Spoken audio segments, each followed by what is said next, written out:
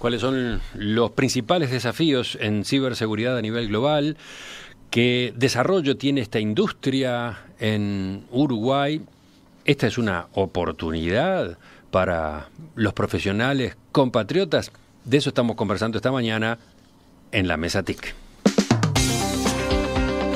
Nos acompañan Adriana Berlingeri de Deloitte y de la Cámara Uruguaya de Tecnologías de la Información, Mauricio Campiglia, director de Krav Maga Hacking, Rosina Ordoqui, que está acompañándonos desde Chile. Ella es cofundadora y CEO de Hacknoid. Y por último, Hugo Conque, gerente regional de consultoría de Security Advisor. ¿Qué les parece si a esta altura ya bajamos al concepto de ciberseguridad? Los oyentes, los usuarios comunes, tendemos a pensar que es solamente el software que usamos como antivirus, ¿no? Identificamos ciberseguridad con un antivirus. Parecería que es bastante más que eso, ¿no? ¿Quién puede describirlo con más cuidado? Bueno, a ver, Emiliano, Adriana, para hacerlo en forma breve, digamos, con el gran crecimiento de la economía digital, la cantidad de datos nos llueven por todos lados, desde Internet de las Cosas, desde Smart City, tenemos información de datos por todos lados. Esta información es muy codiciada y obviamente se ha convertido el proteger esta información uno de los objetivo mayor estratégico de las organizaciones. Entonces, como decía hoy Mauricio, hay toda una economía atrás de esto, tratando, digamos, de robar esta información. Entonces están los hackers que tratan de aprovechar vulnerabilidades que hay, no solamente a nivel del equipamiento, o sea, en la configuración del hardware, sino lo que comentábamos hace un rato, en vulnerabilidades a nivel del desarrollo del software. Entonces, desarrollo tanto de las internos de las organizaciones como desarrollo en aplicaciones de web, en internet o en aplicaciones mobile. Entonces, a partir de estas brechas, aprovechan y pasan los controles y sin tener los permisos acceden y roban esta información. Eso es lo que hoy se puede hacer a grandes rasgos en materia de ataques informáticos. Ahora, ¿y la ciberseguridad entonces cómo se plantea? La ciberseguridad en sí misma, por definición, tiene que ver con la seguridad de los datos en su forma digital. Es decir, justamente es parte de un tema más amplio que es la seguridad de la información, ¿sí? Cuando hablamos de seguridad de la información estamos hablando también de procesos, de personas y de tecnología. La ciberseguridad es algo más afín a lo que hasta hace un tiempo se llamaba seguridad informática, ¿no? Que hace justamente a la protección de la información, de los datos, en tal caso, en su forma digital. Vale decir, en los medios que se le procesa, se le almacena y se le transmite. Mauricio. Sí, estamos hablando de proteger la información, pero vamos a tratar de pasar al castenayo lo que es proteger la información. Proteger la información es que si yo la preciso, la tenga, o sea, que pueda accederla, que esté disponible para cuando la precise, en el momento que la necesite, y que cuando la utilice, sea lo que yo en algún momento quise guardar o quise almacenar como información. Entonces, integridad, disponibilidad, confidencialidad. Exacto. Y que además esa información que está en ese lugar sea accedida solo por las personas que deben acceder. Entonces eso significa proteger la información. Trabajar sobre esas tres áreas, o sea, esas tres puntas, es trabajar sobre la seguridad de la información y en particular sobre ciberseguridad cuando esa información está en un medio digital. Sí, eso implica que hay que prevenir, para empezar, ¿no? Para arrancar hay que prevenir, sí, hay que definir, hay que prevenir, hay que definir controles, hay que ver dónde la voy a guardar y a quién le voy a permitir acceder y qué controles voy a poner para garantizar de que se pueda acceder solo de manera adecuada. A ver, entonces, si trato de ordenar esto, tenemos que identificar riesgos, detectar con anticipación las amenazas, proteger procesos y activos de una organización, pero también forma parte de la ciberseguridad responder ante un evento. Exactamente. Con respecto, hay dos instancias claves, que es el detectar en forma temprana y después obviamente atender al incidente, que es lo que hablábamos del Centro de Respuesta a Incidentes de Seguridad. Pero con respecto al detectar en forma oportuna, si bien hoy por hoy no se sabe cuánto cuesta un incidente de seguridad, lo que sí se sabe es que todo incidente de seguridad tiene un ciclo de vida que se denomina kill chain, que en cuanto en forma más temprana se detecte, menor es el impacto. Es como parecido a la salud. Como una enfermedad. Como una enfermedad. Cuanto antes detecte la enfermedad, menos daño me va a causar. Bueno, esto es lo mismo. La idea es que hayan sistemas de detección temprana de forma de evitar que el incidente transcurra en el tiempo y se convierta en un incidente de severidad alta, porque el costo es mucho mayor. Paso a Rosina ahora. Rosina, estaba viendo que hay dos grandes tipos de ciberseguridad, defensiva y ofensiva. ¿Podrías explicar esto? Sí, mira, Emiliano, el tema que quería acotar a lo demás es que el desafío en la ciberseguridad está justamente en portar ese equilibrio entre ser proactivo y ser reactivo, ¿verdad? Nosotros, por ejemplo, hoy estamos trabajando mucho en la parte proactiva, que es la parte en donde se puede ser más activo y más consecuente, digamos, en la que podemos trabajar en el día a día y podemos evitar estas grandes desastres que han ocurrido y estas grandes pérdidas, porque en definitiva, al ser reactivo, muchas veces pueden no funcionar esos planes de contingencia que nosotros tenemos, ¿verdad? No los podemos probar hasta el momento que realmente ocurren, ¿sí? Entonces, al ser proactivos, podemos evitar muchísimos más este tipo de cosas. El desafío, yo creo que de la ciberseguridad, y en esto de hablar de proactividad es lo que hablamos de ser defensivo, ¿sí? El desafío de la ciberseguridad creo que está mucho también en poder brindar esta seguridad, ¿sí? Pero ser a la vez habilitador de la innovación y de la productividad de las empresas y de las personas, porque no podemos ser solamente una traba en el tema de negocios. Entonces ahí hay un componente de la ciberseguridad que es muy desafiante también. ¿Y qué es el hackeo ético? ¿Podrías explicar esto? Bien, sí, nosotros hemos trabajado mucho en este tema de hackeo ético y en definitiva es en lo que se basa nuestro desarrollo, nuestro producto en el que estamos exportando hoy día. El hackeo ético es tomar una fotografía de cómo está la ciberseguridad en una compañía, ¿sí? Yo voy como un hacker, pero soy un hacker ético, soy un hacker bueno, ¿sí? Me instalo en la empresa y trato de hacer pruebas para ver qué vulnerabilidades encuentro, tanto de forma interna como si yo fuera un empleado o un intruso que me logré instalar dentro de la organización, y también de forma externa, como si fuera un X desde internet que está probando entrar a la organización, ¿sí? Ahí yo lo que hago es conseguir todas las vulnerabilidades que pude detectar, las ordeno en orden de criticidad y lo que hago es presentar un informe a la organización para que ellos puedan tomar proactivamente las medidas necesarias para poder cerrar esas brechas. Interesante, ¿no? ¿Todos operan en esto de el hackeo ético? Sí. Así es. Así nos Efectivamente. dedicamos día a día a eso. Digamos, por ejemplo, en Deloitte tenemos un laboratorio de seguridad y bueno, hacemos hackeo ético a todo tipo de sectores. Y era lo que yo comentaba, que siempre aparece el mismo tipo, repetitivamente, de tipo de debilidades. Ajá. Con lo cual ahí la falta de formación es un tema crucial. Mauricio. Sí, en Krav Maga es una de las patas que tenemos de trabajo, digamos. Las otras son consultoría y educación, pero la búsqueda proactiva de pararse con perspectiva de atacante y ver hasta dónde se puede llegar y reportar hasta dónde se pudo llegar es parte de los trabajos que hacemos en Krav Maga. Sí. Y bueno, de nuestra parte, para ser originales, también hacemos buena parte de lo mismo, ¿verdad? Es decir, dentro de nuestros servicios en Security Advisor está lo que, bueno, a mí no me gusta llamarlo hackeo ético, porque es un término demasiado difuso, ¿no? Es decir, a mi gusto, por lo menos. Y entonces, yo este tipo de cosas las divido en lo que llamamos análisis de vulnerabilidades, que en definitiva es encontrar esos agujeros a los que nos referíamos, ¿verdad? Esas debilidades que son producto de malas configuraciones, errores de programación. Y después pruebas de penetración, en definitiva, que es ver hasta dónde me puedo colar por ese agujero que encontré. Y si el agujero es realmente lo que parecía en un principio, ¿verdad? Entonces, bueno, ese tipo de servicios también es parte de los que tenemos en cartera, sin duda.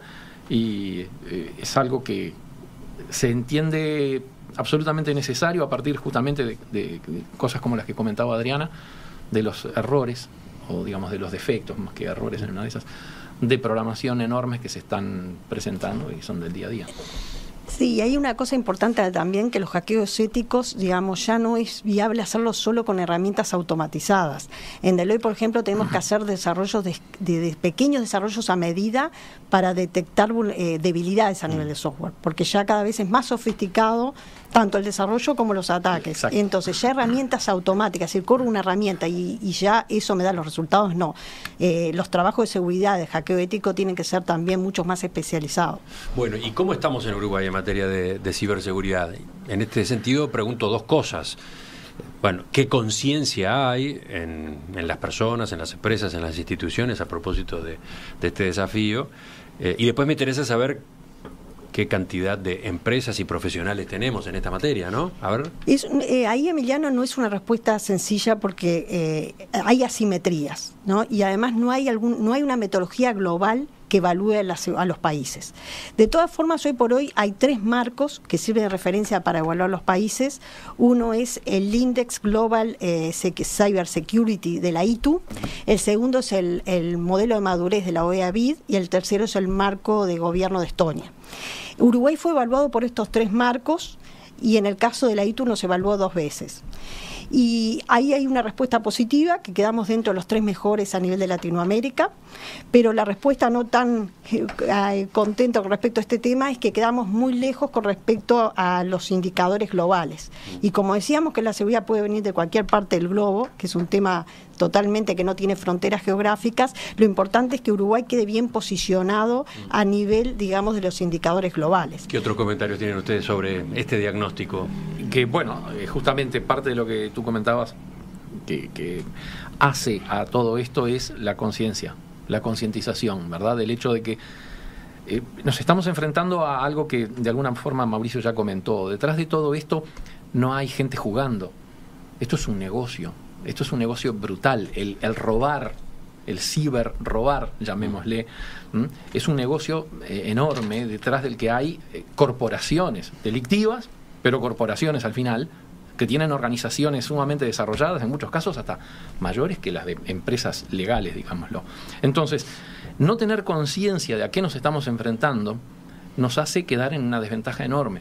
Por eso es tan importante el saber qué es lo que está sucediendo y el tener por lo menos idea de que estamos inmersos en algo sin que nos demos cuenta. O sea, somos parte del ciberproblema, lo tenemos en el teléfono, lo tenemos en la computadora permanentemente. Estamos viviendo en un mundo hiper interconectado, te diría yo, donde no hay escape. Sí. Es decir, ya estamos ahí. Es decir, supongo que debe haber oyentes rebelándose en este momento, ¿no? Diciendo, oigan, me llevaron a esta situación. Ha habido todo un desarrollo tecnológico que me colocó a mí en este punto en el que dependo tanto de todos estos aparatos y nadie me avisó que de esta forma yo quedaba plantado en este papel tan desdichado, tan riesgoso, ¿no? Marcámonos 100 y algo de años atrás y pensemos lo mismo. Yo salí a caminar tranquilamente por la calle y me pusieron en un lugar en el que tengo que usar solamente la vereda porque ahora hay un montón de vehículos que me permiten transportarme más rápidamente y transportar mercaderías de forma más confiable, pero me dejan en esta situación. El cambio tecnológico... Sí. No, pero volvemos a lo que hablábamos hace un rato, ¿no? La cultura. Sí. Mi impresión es que falta cultura a propósito de lo que implica este desarrollo tecnológico que se ha venido, ¿no? Si me permites una cosita, esto que decía Mauricio es un ejemplo clarísimo, ¿no? Es decir, del desarrollo que la industria o la tecnología trae a la civilización y cómo reacciona la civilización a eso. El problema que estamos teniendo es la aceleración que tiene este tipo de tecnología que estamos enfrentando hoy. Ejemplo claro, lo móvil, ¿no? La tecnología móvil. Por ejemplo, ese ha sido un salto gigantesco en esta materia. Tú pensás, 5 años atrás, no tenemos que irnos 20 o 30, eso es prehistoria. Estamos hablando de 4, 5 años atrás. Sí, 5 años atrás, ¿cuántos teléfonos inteligentes había en Uruguay, no? ¿Y qué capacidades tenían? Es decir, ¿qué podías hacer 5 años atrás con un teléfono inteligente? Y imaginémonos, si no hay experiencia en programar aplicaciones in-house seguras, menos aún en aplicaciones móviles, con la rapidez que va eso. ¿Te quedó algo, Mauricio? Porque tenemos que dar paso a Rosina también en esto del diagnóstico. Cortito, entonces yo me quería parar en los indicadores que trajo Adriana. A mí esos indicadores, el sabor que me dejan en la boca es la nota que le pusieron a Uruguay es puede y debe mejorar. Básicamente. Y sí, la conciencia es parte, pero no solo a nivel de usuario. Estamos todavía en muchas empresas pensando que ¿por qué me van a pegar a mí? Y señores, podemos hacer daño colateral, así que, como bien dijo Hugo, no es sí, es cuándo. Sí. ¿Rosina? Vuelvo un poquito sobre lo mismo, el tema de la educación. En Uruguay estamos bien posicionados respecto al desarrollo de nuestros profesionales, pero en definitiva, a nosotros como empresa de desarrollo de software de seguridad, nos cuesta mucho conseguir gente que esté capacitada con todo lo que necesitamos realmente. Entonces, ahora tú estás hablando de la otra pregunta que yo planteaba. Sí. ¿Qué pasa en Uruguay en cuanto a empresas dedicadas a la seguridad informática, ¿no? Y entonces decía Rosina. Les comentaba que eso, que nosotros nos cuesta mucho conseguir gente capacitada dentro del mercado, o tenemos que tomar juniors, gente recién salida de la universidad, en la que tenemos que capacitar sobre todo la parte transversal de seguridad, porque no lo hicieron en la universidad, o en definitiva cuando hacemos servicios y este tipo de cosas más puntuales, en definitiva nos terminamos moviendo en el mismo mundo de la gente, de los profesionales de seguridad que nos conocemos casi todos. Eso es lo que termina ocurriendo. Sí, entonces, a ver qué pasa. ¿Faltan empresas? ¿Faltan profesionales? No estamos bien. Sí, ese es el resumen. Ahí quería comentar un trabajo que hizo una empresa israelí, Avnet, aquí en Uruguay. Israel está muy fuerte en estos temas y estimó que hoy por hoy en Uruguay hay 650 profesionales trabajando en forma exclusiva en temas de ciberseguridad. Y estima que va a haber que duplicarlo en 2 años esta cifra, lo cual es enorme. Mauricio abre unos ojos gigantes. Sí, 650 para mí es muchísimo. Y duplicarlo. Es un desafío muy difícil, exacto. Sí. 650 como número está bien, puede ser. Ellos seguramente tuvieron una metodología, pero sí, vamos a la calle. Esta mesa es un claro ejemplo de que nos conocemos todos, como decía Rosina, porque todos habíamos estado o trabajado con alguien de ellos o habíamos estado en contacto por algún motivo. Me parece mucho incluso 650, pero sí es cierto, estamos necesitando. Sí, y una dificultad aún mayor en este tema de la escasez es que además tenemos que compartirlo con el mercado internacional. Hoy por hoy cada vez más son las empresas multinacionales que reclutan gente de Uruguay con conocimiento de ciberseguridad para hacer trabajo de seguridad para afuera. Ajá. Y esto se debe a que la problemática de escasez de recursos de ciberseguridad no es solo en Uruguay, es un problema a nivel mundial. Entonces, ¿qué sucede? La tarifa calificada uruguaya es barata para el primer mundo, entonces los 650 todavía tenemos que compartirlo entre el mercado uruguayo y el internacional, que después podemos ver que esto puede ser una ventaja competitiva que se puede aprovechar, pero realmente hoy por hoy es un problema con la escasez de recursos y en la Cámara nos hemos puesto que hay que tomar acciones importantes con respecto a este tema. Las tecnologías de la información en general necesitan gente en Uruguay, ¿no? Sí. Hay escasez, hay desempleo cero, desempleo, ¿cómo es? Negativo. Sí. Pero en este rubro de las tecnologías de la información en particular, aún es falta más. Mucha más gente. La proporción de gente más. Sí. Y por lo tanto está la otra lectura. Para los jóvenes hay una oportunidad acá, ¿no? Es una oportunidad muy grande. Ahora, para los jóvenes y para los veteranos, no necesariamente hay que ser joven para meterse en esto, ¿no? Esto es cuestión de animarse y empezar a estudiar. Yo me había definido como autodidacta serial, en gran parte es por esto. Yo no le tiraría todo el fardo a la academia, porque la academia tiene que manejarse por números, y si tenemos 650 y necesitamos 1300 en seguridad, ¿cuántos son versus lo que precisamos en desarrollo o en infraestructura? Entonces, ¿qué oferta le vamos a dar para tener un potencial público objetivo de 650? Sí. Entonces, esto requiere una forma de pensar, de buscarle el pelo al huevo en particular, y requiere la habilidad de irse a buscar la información y autoformarse. De todas formas, una acotación, justamente apoyando lo que dice Mauricio. La academia, no podemos cargar todas las tintas sobre la academia, sin duda alguna.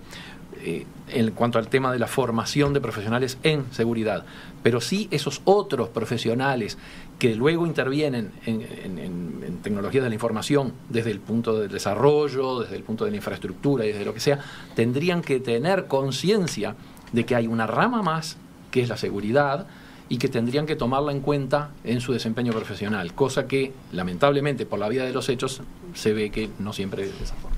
Hay medidas importantes que entendemos que hay que tomar a nivel de la Cámara. Hay que definir una currícula de cyber, incorporar materias obligatorias desde el inicio de la carrera, que esté la seguridad a lo largo de todas las materias de la programación y se vean en forma, digamos, unida, cómo se puede desarrollar en forma segura, y también capaz que buscar aceleradores, por ejemplo, Universidad del Primer Mundo, para que capacite rápidamente a docentes y estudiantes de Uruguay, y de forma, digamos, de acelerar este proceso y adquirir estos profesionales que nos están faltando. Desde Chile, Rosina, ¿tú cómo ves esta parte del desafío? No, es lo que les comentaba un poco. No podemos dejar que la dinámica, o sea, la dinámica de la tecnología va a seguir siendo cada vez más exponencial y tenemos que acompañar la productividad de las empresas en términos de desarrollo, en términos de toda la parte de infraestructura, y para esto hay que acompañar un poco con iniciativas de incorporar transversalmente la seguridad en las currículas o en cursos alternativos, en posgrados. Ataques informáticos y ciberseguridad. De eso estamos conversando hoy en la mesa TIC, con una cantidad de puntos todavía pendientes, con preguntas de los oyentes también. Por ejemplo, hemos mencionado casos, hemos mencionado situaciones que se han dado, incluso acá en nuestro país. Si miramos hacia adelante, ¿por dónde vienen las tendencias en materia de ataques? Pregunta interesante que va por los mismos carriles que va en el resto de la tecnología. Hugo había dado una punta hoy de que ahora cualquiera puede lanzar un ataque con una complejidad bastante elevada.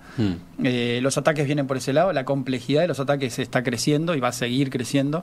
Y si vamos además al golpe al ser humano, o sea, si vamos al ataque directo al ser humano, usando al ser humano como vector, podemos sumarle que se está usando machine learning e inteligencia artificial para poder encontrar el punto justo y para poder segregar al ser humano para darle con el mensaje adecuado para que sus barreras caigan con mayor facilidad, ¿no? Exacto. Esa es una. Y la otra, la de la multiplicación de identidades sintéticas, por ejemplo. Es otro de los problemas que tenemos. No sé si Hugo quería decir algo de la multiplicación de identidades sintéticas, pero digamos, ahí si yo quiero utilizar a los seres humanos como vector de entrada, lo que necesito es convencerlo. Para convencerlo no es nada más fácil que tenga 1 millón de amigos, por decir algo, o que tenga una identidad que parezca que sea real. Entonces las identidades sintéticas me sirven a mí para poder entablar un diálogo con un ser humano haciéndole creer que el que está hablando es un ser humano. Claro. Exactamente. Muchos ataques también de ingeniería social. ¿A qué se le llama ingeniería social? El cuento del tío. Exacto, bueno. Exacto. Versión 4.0. 4.0, el cuento del tío. 7.0 igual.